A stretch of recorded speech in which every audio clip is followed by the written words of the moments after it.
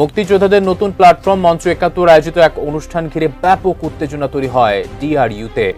আমি কোনো অন্যায় করিনি, আমাকে রাস্তায় আক্রমণ করেছে।